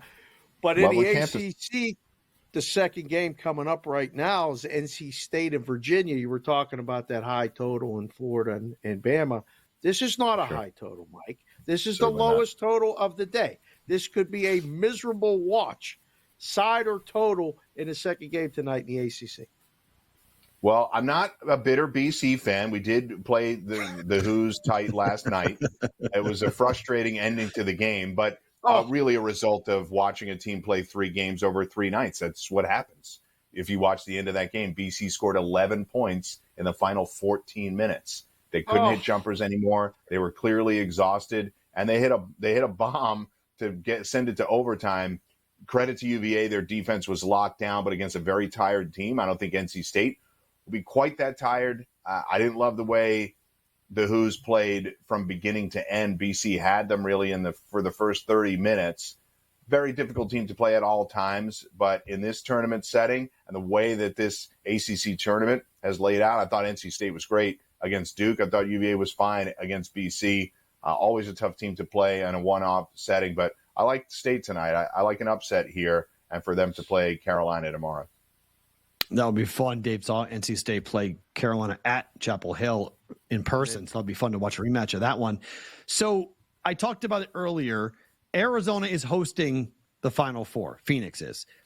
Arizona most likely is going to be a 1 seed. They're currently up by 2 with 14 to play in the second half on Oregon. It's 38-36. Dana Altman, you don't play around with that guy in tournament play. He's a wizard when it comes to tournament play. He probably will lose the game, but covering that 11.5 point number was a way too high number. What is your outlook on Arizona? I feel like they can win it all, but they also could be the 1 seed that gets beat by a 16. Man, that would be rough if that happened. And remember back to when we were younger, Arizona had all of those highly ranked teams that kept bumped in the second round, third round on a regular basis until Miles Simon and that crew cut down the nets. The Pac-12 teams have obviously not fared well overall over time in the tournament. This Arizona team is tricky. I think you're completely spot on in saying maybe they don't make it out of the first weekend, or maybe they get to host a Final Four. We'll see how they fare for the rest of this tournament. But if Carolina ends up winning the ACC tournament and Arizona gets bumped tonight or does not cut down the nets in their own championship, maybe they get leapfrog for that final number 1, Matt. Mountain West is also here in Vegas, Mike. And 1, are you going to stay up and watch any of it? But 2, it's one of those games, like, this is really tough. I think Colorado State, New Mexico is a tough game. San Diego State and Utah State first. These are hard semifinals. We were all rooting for UNLV to get it done. They did not. Now San Diego State's a 4.5 point favorite. Playing, oh, by the way, the number 1 seed is the 4.5 point dog. None of these rankings make sense until you look at the point spreads. Side or total in this one? First of all, Dave, slightly offended at the notion that I would not stay up to watch this game. Ooh, I've been in 4 states in the last week watching men's and women's college basketball, flying all over the place to do this. Yes, I'll be staying up to watch Mountain West hoops. The way today has gone with some really crazy upsets, I'm tempted here to take the Aggies. I'm tempted, but I'm not going to do it. I just think San Diego State tonight, I think they're the type of team that can put it away here. I was looking at another Florida Atlantic, North Texas. That one was tight. That's a key one, too, for you bracket watchers. If Florida Atlantic gets bumped, they're in the tournament already. So you got another bracket buster. So for teams like Virginia and A&M that are teetering, or even a Providence that could get a huge win and leapfrog a bunch of teams to get into the tournament, Florida Atlantic losing in that tournament will knock someone out that otherwise would have made it. Shout out to the Sycamores as well that are right on the edge there and could fall out if Florida Atlantic. They should be in, Mike. Call somebody, whoever you're going to call. The Sycamores need to be in. All right, I'll text some people, see what I can do. I hope that they do get in, and I think it would be great for the Valley, be great for the bracket. I don't know if they're going to get in. What do you make of one seeds? Quinnipiac just lost in their semifinal. They were the one seed, so they're out. Tennessee's out. Like it's A10. The top 4 seeds are out in the A10. Like, what will this tournament look like next week? I mean, or 2 weeks? Or are we going to see like crazy upsets all over the place with the parity in college basketball? I feel like whenever we think that's going to happen,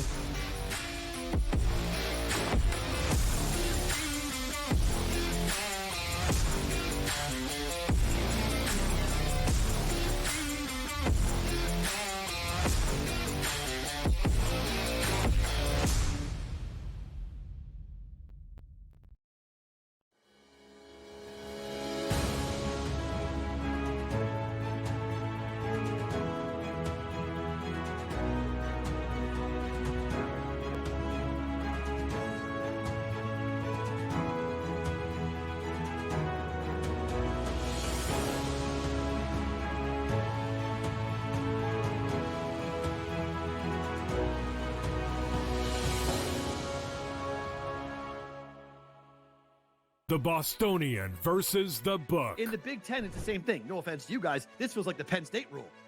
This feels like This is the guaranteed Penn State to get in. We need to find a way to let them in because they can't beat Michigan. They can't beat Ohio State. But if we make them a third, they get in. This is they're the Penn always State going to rule. be better than the West half. Yep. And that 1 year that Lightning in a Bottle catches on the West half, we'll let them in too because they'll bring people. The Bostonian versus the Book. Kentucky on the road as a 7-8 dog, beat Tennessee by 4. North Carolina as a 5.5 point underdog, beat Duke on the road. I took Kentucky plus the points. I think you on it as well. I even said I wouldn't be shocked if they won it. I'm not shocked. They're just that good. It's can they be focused for 40 minutes? And they actually played, I guess you would call it somewhat defense. Game time decisions only on SportsGrid. Without a doubt, in every sport, all you have to do is have a bad couple of weeks and you're being talked about in regard to being replaced. And that is in every single sport. They never mattered in basketball before he got there. Never mattered. And he's got him in the tournament every single year. All right, he's had a bad year this year. They're 15-17. Perrault Coast to Coast, only on SportsGrid. SportsGrid, your 24/7 sports wagering network. Pro League Soccer, powered by Marca. I would be willing to bet the under 2.5 goals. Fantasy sports today. Especially in head-to-head formats and fantasy, I think I'm going to go with Juan Soto. Game time decisions. People don't like it. I don't really care. I cannot believe anybody is betting the Clippers at this number. Betting above the All rim. I've heard you say on the network is you're either winning or you're rebuilding. InGame live all access. Nobody has been more profitable as a dog than Shaka Smart team. Winning back-to-back road games. I don't care if they're playing Topeka High. I wouldn't give them any chance whatsoever. InGame live, PrimeTime. Back-to-back, just utterly stinker quarters. InGame live, overtime. Honestly, as you sit here and listen, watch right now, you may want to consider placing that bet. It's smarter to be on SportsGrid.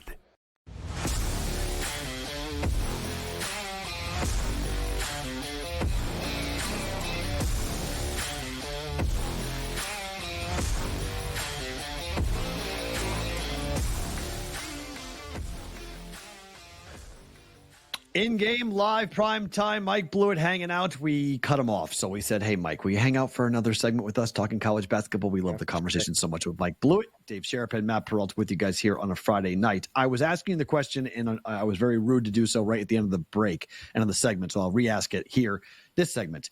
What do you make of the conference tournaments, all the 1 seeds losing, the A-10 losing their top 4 seeds? Is that an indication of what's coming when we call it March Madness, but really could it be nuts coming up for the big dance?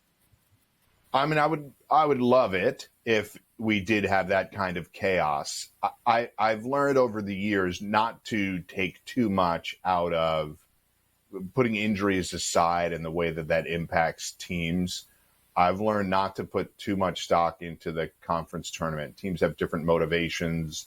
You see a team like Tennessee tonight, it could lose them some footing within the tournament, but that isn't going to impact Tennessee long term. They played too much of a physical brand of basketball all year long. I think if they're on their game within the tournament, we could see them in Phoenix for the Final Four. So I don't get too worried that. Look, I'll give you an anecdote from. I know this is a long time ago, and I'm an old man now, but my junior year in college was perhaps one of BC's greatest runs ever. They got to the Elite Eight. Billy Curley, Howard Isley, some names for you folks out there that may remember. And BC in the big dance beat North Carolina, the number 1 overall seed in the second round. We were the 8th seed that beat North Carolina that had Rasheed Wallace and other stars on it. We shot the lights out and then beat a Bob Knight Indiana team the next weekend, lost to Florida in the final minutes on the way to go to the Final Four. The reason I talk about that, 1994 spring. So the reason I talk about that anecdote. My dad was at BC Law. My father was at BC Law. I remember watching. Your guy was crushing Bud Lights. This is crazy. Your guy was crushing Bud Lights, watching the BC Eagles take down North Carolina and Indiana. It was an amazing run. But the reason I bring up that story is because BC had a really good year. I had a good year, a little disappointing, but the Big East was so tough back then. You had Terry DeHare and all these Seton Hall teams and all these really competitive teams. So they lost a few more games than we would have liked. But in the Big East tournament, a game that I attended, we played Georgetown and lost by 25. And the next week we beat North Carolina. So it was a lesson early on in my life that, I think you have to throw some of these results out. If the teams have veteran leadership on them, which is a tough thing to come by now in college basketball with transfer portals and everything else, those teams can stabilize a lot easier than a freshman team that got run off the court and might be stunned a few days later. So it could be a harbinger of things to come. I think because you and I and all three of us have watched the entire college basketball season, we realize that there could be some chaos. But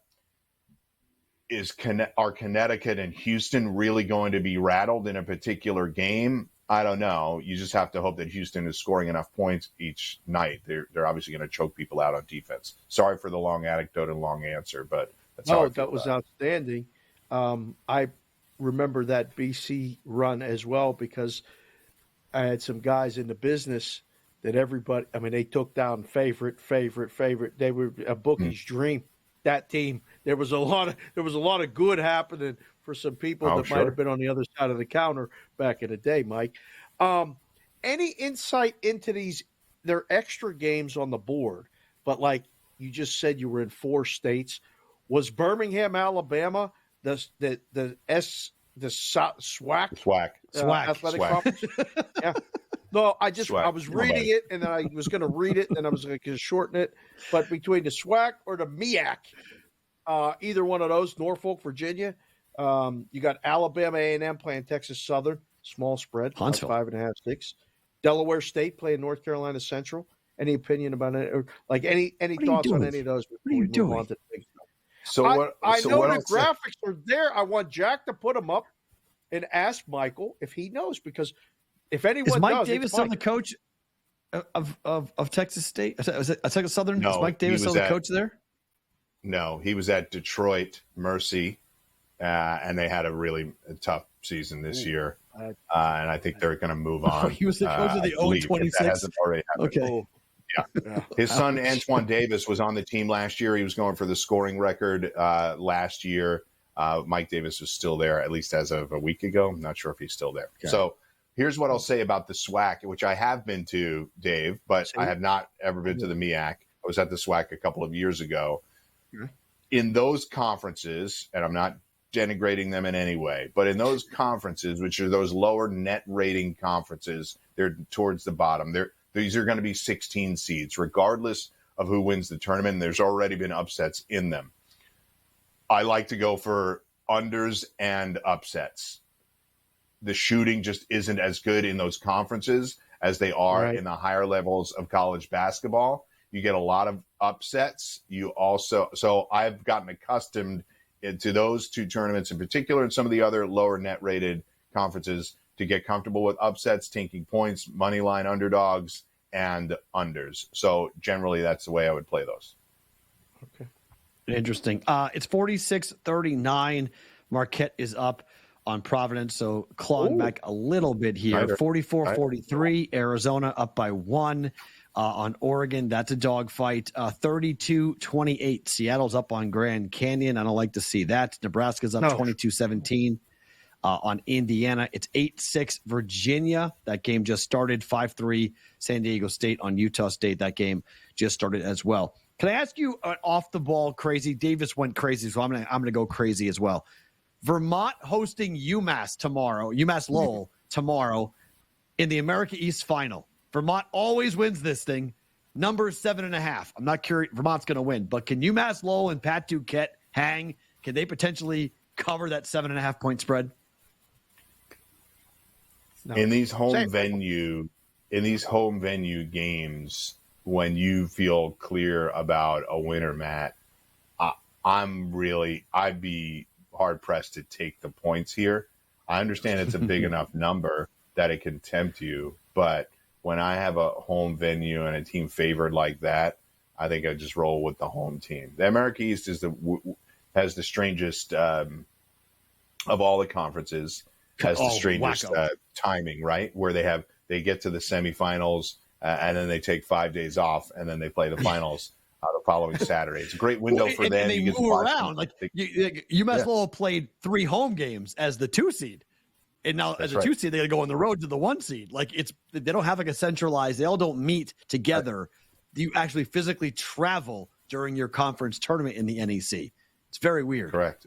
Right. So why they have to bounce around in America East and NEC and ASUN and others, all home venues. I think, the Big West is out where you guys are as well. So, right. Which is a good thing. The centralized things are fun, but you have to make sure that you're going to have the requisite number of fans to fill a building, right? When I'm in South Dakota, there's 10,000 people there cheering on the South Dakota State Jackrabbits. You're in Sioux City, though. So, yeah. What's wrong with that? What's going on? South Dakota. I used to live there. Don't get me in trouble. South Dakota fine state. I live there. I know these things. You did not live in South Dakota, Perrault. You never lived I lived in Iowa, which you take the straight shot up to Sioux City. It's not that far. It really isn't. Right. It's like a 2-hour drive. Sioux Falls is like 8 miles. Sioux Falls, South Dakota is like 8 miles from Iowa. It's right there. Yeah, it's right there on the border. All right, it's close. What's not close is Dickey, Texas, or the Dickies Arena in Texas, where Temple's playing Charlotte, Michael. Temple, I don't know if you've heard, there was a lot of controversy and people talking about it in the business about Temple last week. And they went and beat UTSA multiple times. And now they're catching 6 tonight at Charlotte, or not at Charlotte. They're at this place it's called Dickey's Arena. I'm reading it right now, right off the sheet. Yep. I like riding a hot team like this. Temple figured something out. We're going. We're riding it. You riding with me? No, you're not. Temple's a hot team now. That's what we're calling Temple a hot team. Okay. You see what they've done? You see what they've done? Yeah, I have. Oh, yeah, sure. Let's go. But Dave, Long the comes hot calling. teams, we got to talk You about play the better hot when you- teams coming into the tournament instead of one like who. I'm trying to think of one of the teams that I watched. Samford. I watched Samford in person in SoCon. Ooh. They're Yeah. hot. They've won like 30 of 33. That's a hot team. That's a right? lot. They won. Yeah. They've dropped one game in the last 20 games or so, and the only the only reason they lost that is they're resting guys after they won the conference outright. So they, like I've told you guys before, I think we talked Samford before. So to answer your question, I'm not riding with you on Temple, but a team like Samford, when we look at the bracket, they could be a 12 because they have a pretty good net rating. Okay. They could be a 12 or a 13 that might be a sexy pick for people in that first round. Depends who they get. Obviously, it's all about, Matt, I've heard you say this before, it's all about matchups, and it's very true. Doesn't matter how strong some of these mid-major teams are. They're going up against a powerhouse. They're going to get beat. Like, you don't want to play Marquette in the tournament. You just don't want to play a team like that. You don't know how to handle them. Playing a Big East team coming off a first-round win, they're there to do business and get to the second weekend, and you have to play a perfect game to beat them. So it really is going to be about matchups. I'm curious to see where some of our favorite mid-majors get placed on Sunday night.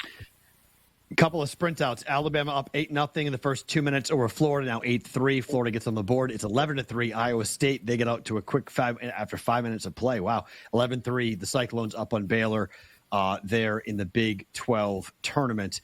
McNeese State, what are you hearing about them? I know they're one of these teams. They're really hot. They won their conference tournament. They won it in very impressive style. I know a lot of people are coming around here that they could be one of those Cinderella teams to make it to the second weekend. How do you feel about McNeese State? Yeah, they should be around sort of in the same boat as Samford, 12 or 13 seed. Ooh. Sort of depends who they get matched up against. I thought you did a nice breakdown earlier when you were talking about that's styles, right? They want to get out there and run, and Will Wade is going to push them as much as they can. If they play a team that wants to run a little bit with them, that probably favors them, right? If they play a team that's going to try and slow down the pace, they're not going to play Houston in the first round, but teams like that, Houston and UVA, that are just going to take the air out of the ball, it could frustrate a team like that. So I think you want, if you're McNeese, you want somebody that can play with a little bit of pace, but perhaps doesn't match your pace when it gets down to the final 10 minutes of the game and you're trying to run them off the floor. It is 53-44 Oregon over Arizona, boys. They're having fun. 53-44. They're having fun. North Carolina is getting this one. On them. Yeah, this is one of those games. Blewett, thank you for being here. We appreciate you hanging out for 2 segments. Enjoy the rest of your night. Thank you for the time, buddy. Always great to catch up with you. Dave and I will be back on the other side as well. Take a look at that Oregon-Arizona game. Any in-game opportunities? If you like the Wildcats, here come the Ducks. Maybe knock it out the 1 seed. Another 1 seed in jeopardy. Woo!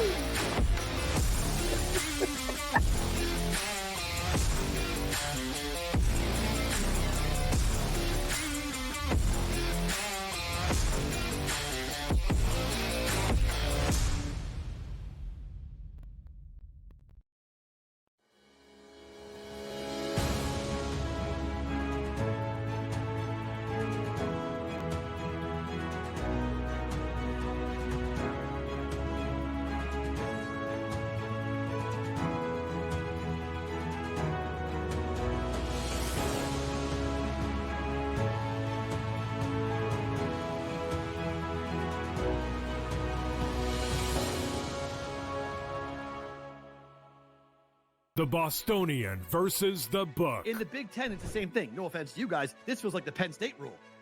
This feels like this is the guaranteed Penn State to get in. We need to find a way to let them in because they can't beat Michigan. They can't beat Ohio State. But if we make them a third, they get in. This is the Penn State rule. Be better than the West half. Yep. That 1 year that Lightning in a Bottle catches on the West half, we'll let them in too because they'll bring people. The Bostonian versus the Book. Kentucky on the road as a 7-8 point dog, beat Tennessee by 4. North Carolina as a 5.5 point underdog, beat Duke on the road. I took Kentucky plus the points. I think you on it as well. I even said I wouldn't be shocked if they won it. I'm not shocked. They're just that good. It's can they be focused for 40 minutes, and they actually played, I guess you would call it somewhat defense. Game time decisions only on SportsGrid. Without a doubt, in every sport, all you have to do is have a bad couple of weeks, and you're being talked about in regard to being replaced. And that is in every single sport. They never mattered in basketball before he got there. Never mattered. And he's got him in the tournament every single year. All right, he's had a bad year this year. They're 15 and 17. Perrault coast to coast, only on SportsGrid. SportsGrid, your 24/7 sports wagering network. Pro League Soccer, powered by Marca. I would be willing to bet the under 2.5 goals. Fantasy sports today. Especially in head-to-head formats in fantasy, I think I'm going to go with Juan Soto. Game time decisions. People don't like it. I don't really care. I cannot believe anybody is betting the Clippers at this number. Betting above the rim. Always heard me say on the network is you're either winning or you're rebuilding. InGame Live All Access. Nobody has been more profitable as a dog than Shaka Smart Team. Winning back-to-back road games. I don't care if they're playing Topeka High. I wouldn't give them any chance whatsoever. InGame Live, PrimeTime. Back-to-back, just utterly stinker quarters. InGame Live, overtime. Honestly, as you sit here and listen, watch right now, you may want to consider placing that bet. It's smarter to be on SportsGrid.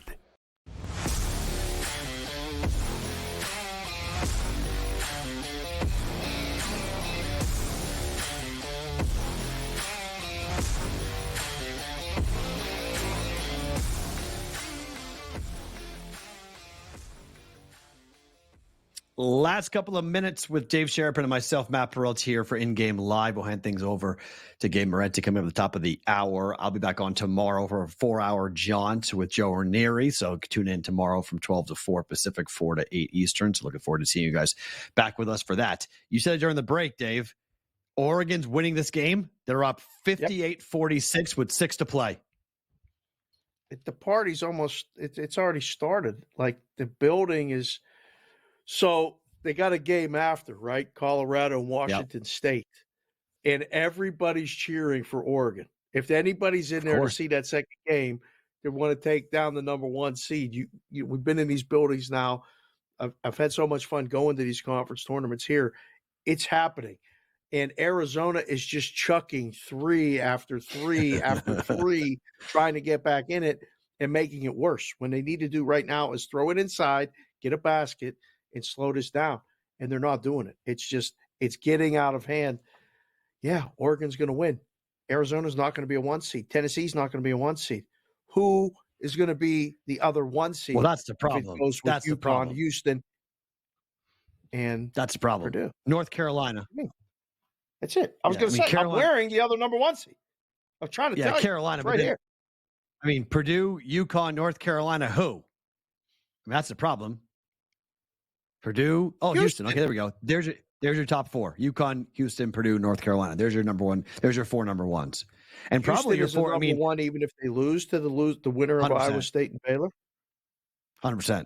Yeah, they're a 1 seed regardless. They had it locked up before they even played the Big 12 tournament. Purdue did too. Both Purdue and Houston. It didn't matter what happened in the conference tournaments. I might get in the car right now and hang up after we finish this show and get over to Route Grand Canyon in the second half against Seattle. They got to get this done because while we're talking, we're getting invited to the final tomorrow. We might have to go. They got to get this done. We need the Lopes. Lopes second half. Do. Let's go. We do. He's Dave Sharapan. I'm Matt Perrault. Good job, Jack. Appreciate it. Mike Blewett coming on. That was a lot of fun every Friday night. We'll be off next couple of weeks for the tournament coverage. But back after that, Gabe Moretti next year on SportsGrid.